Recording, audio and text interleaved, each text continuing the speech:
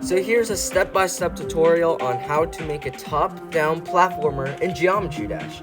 Not only will you make your player move up, down, left, right, but also create walls and obstacles, as well as spikes and saws inside this top-down, I guess you would say, experience.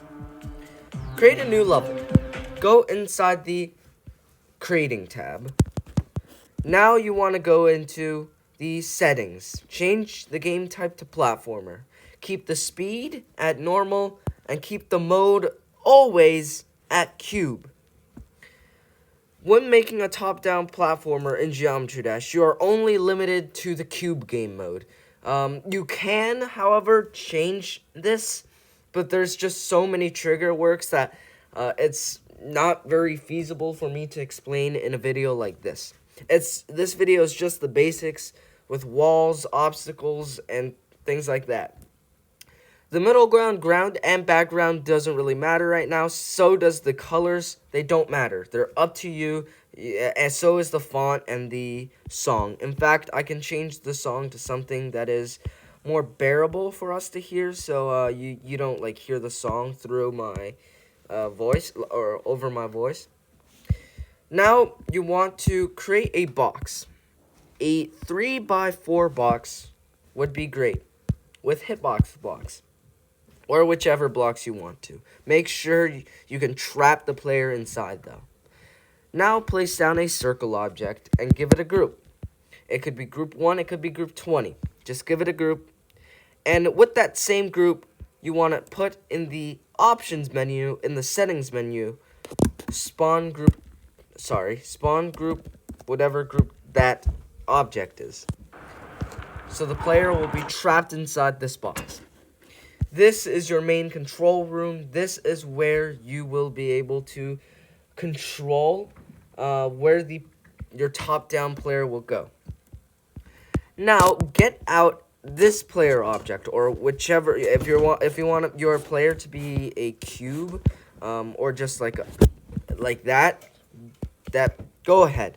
But me personally, without decoration yet, I'd like to just do a cube like that.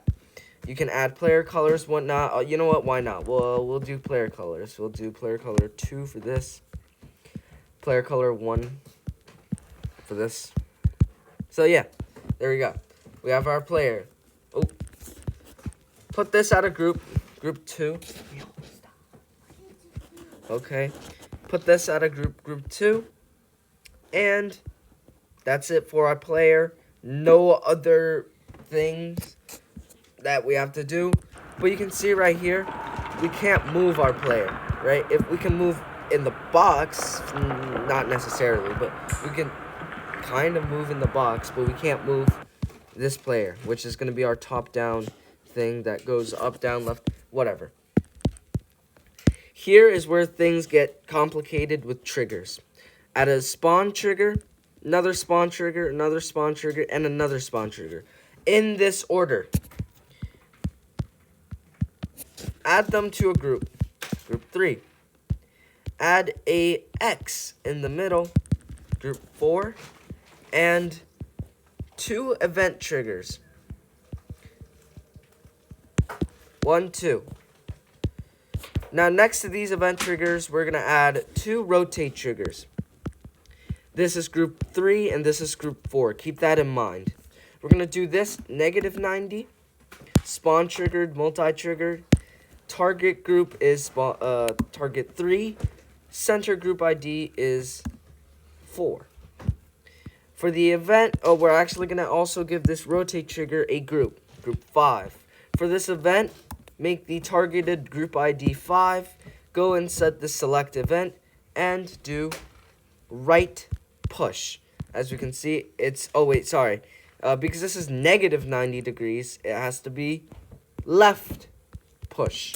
So whenever you push left, the spawn triggers or the group of spawn triggers should be rotating. They should be rotating. I actually like to add them in elastic in, so they do something like this. So they won't really spin around exponentially. They would kind of just snap into place. That's what I like. Make the easing rate not 0.1. Make the easing rate 4, so it doesn't do like a little jiggle. So it'll just do this. For the same thing over here, add this to another group, group 6. Same thing for here, 3, target group, 4, center group, but this time it's positive 90.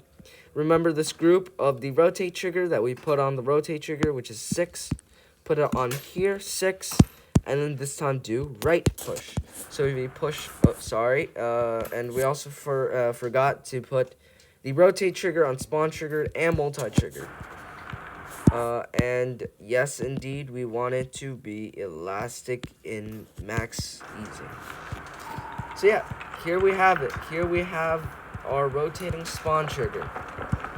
Now you might be wondering, what is the point of this rotating spawn trigger? Our player is still not moving. Well, first of all, you want to put all of these spawn triggers at touch triggered. So your player can touch these triggers and activate it.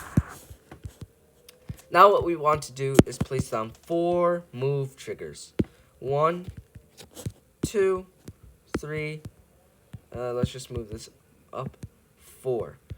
Make sure you're organized when doing this because things will get messy. And when I say messy, I mean really messy. Like this is top-notch trigger work, for me at least. You know, it's not like Sputnik's level stuff, but it certainly is like master game. Now what we want to do is give all of these move triggers a certain group. For example, this one would be group 7, 8, 9, and 10. So it goes from 7 to 10.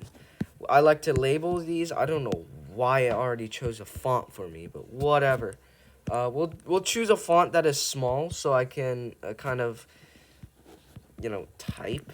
All right. So this one's 7, 8,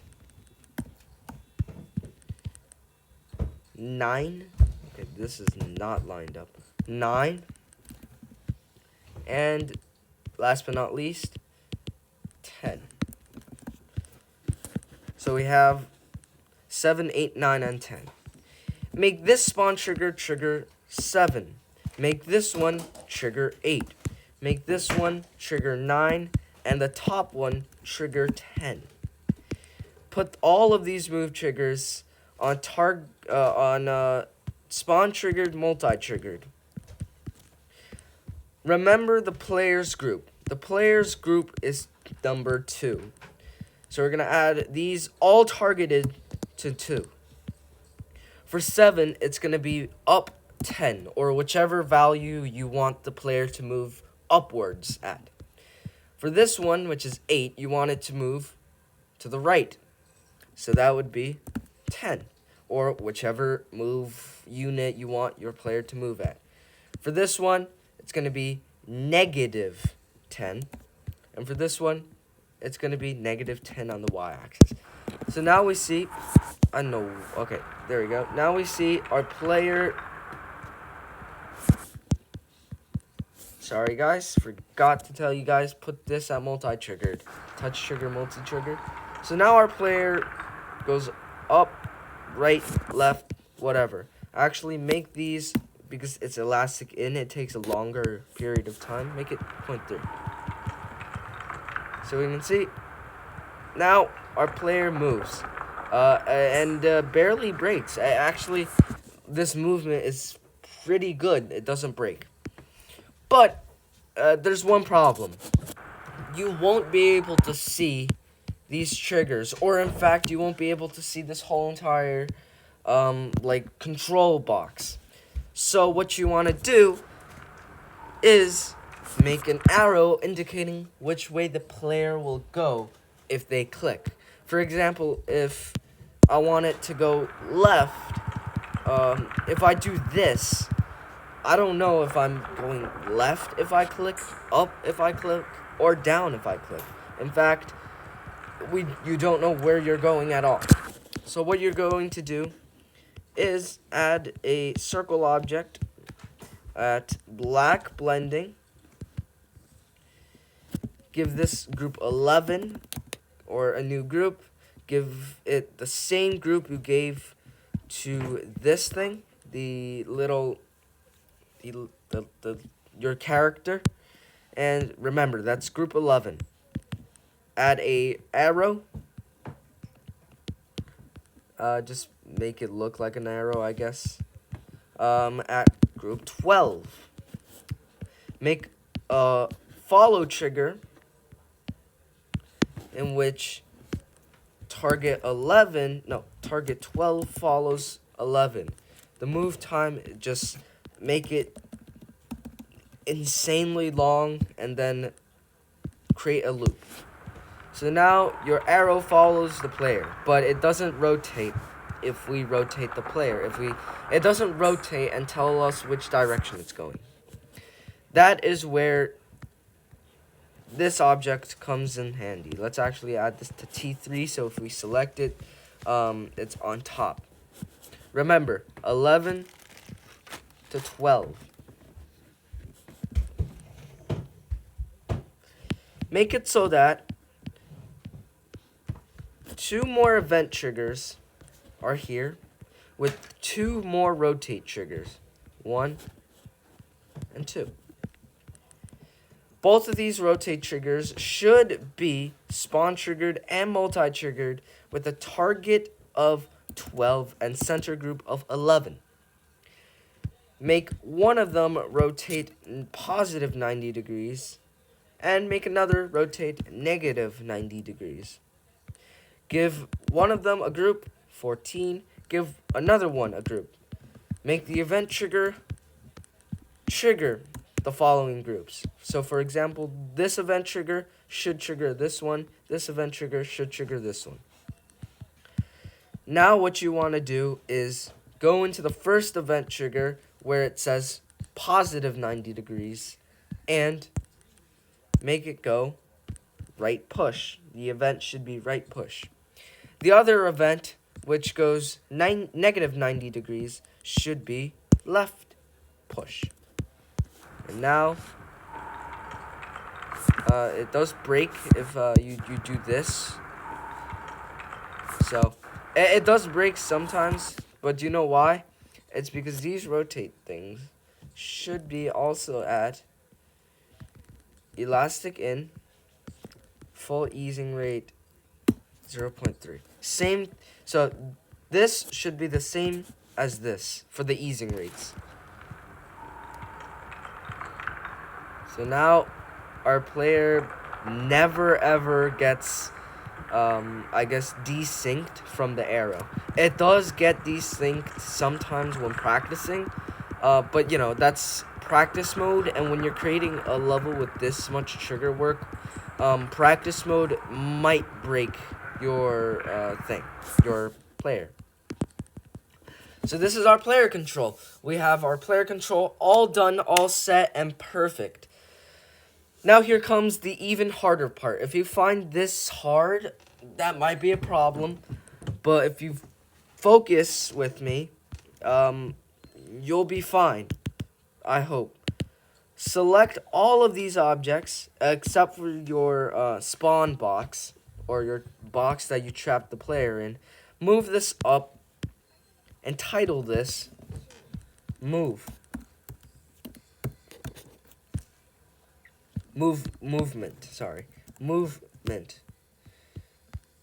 So you know this is all player movement. So you don't want to touch this. In fact, what you can do is actually create a little box around it so you know you don't want to touch it. You do not want to touch this.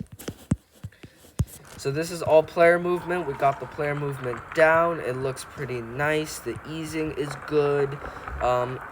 You know, you can play around with the easing, but remember, whatever easing you give it, you gave these spawn triggers rotated at, you also want to give it to the arrow following the player. But the move thing, the player movement, you can add whichever easing you want. Bounce in, sure, why not? It's a bit weird, but you know, you do you. Exponential in, sure, why not? This looks a bit weird, but you do you. Come on. Me personally, I like it to be sign in because this is the smoothest one out of all of them. But that's besides the point. Now what we want to do is create collisions. Collisions are very buggy sometimes, but collisions are also how, things like floating outskirts or floating sandbox got created. Collision blocks, they're great, they're awesome. This is what we can do with collisions. With the same group as the player, add the first collision block at block ID 1, group ID 2, so it follows the player. You won't be able to actually see collision in, when you're actually playing the level, so collision doesn't really matter. The collision blocks, like if you stretch it out or whatever. One more. I need to fill money. No. Why? What we're gonna do right now is create a spike. So normally, if you're playing a platformer level, if your player steps on a spike, it dies. But in this top-down view, if your player hits the spike, you still live. This is what you do. You create another, first, we forgot something. For the player collision, you actually want to put it as dynamic block. For this collision block, you want to put it at block ID 2, dynamic block, and I like to color it. What the heck? I like to actually color it red to, signify that it's a spike or it's dangerous. Now, put a spike where the player is, give it a group 16. And over here, add toggle group 16. Now, do another toggle trigger where it says toggle on group 16, but at spawn triggered and do not do multi-triggered. Make sure this toggle trigger that toggles off the spike is before the level starts, which is this white line right here. Because if it's after the level starts, your player will automatically die no matter what. So make sure it's behind. Now, you want to give this toggle trigger a group, 17. This toggle trigger doesn't need a group. And go over here, click collision. When block ID 1 touches block ID 2, trigger 17, which is this one. And you want to do activate group. So if you hit this, you die. That's a neat thing. You can hit it from all directions and you die. So very neat. You got your spike design. Yippee. So yeah, you can do this, right? Make a hard platformer where you have to weave through, but there's a time frame, stuff like that. You can also make walls like this. But to make an actual wall, it's way harder. Now, this is how you do it. I'm only going to make a wall in which will stop you from going forward, but not backwards, sideways. You just have to reverse engineer it for it to go backwards, forward, etc. Add a block ID to, add a new block ID, which is 3. Do another collision trigger over here, scale it down a little, add another group ID, 4.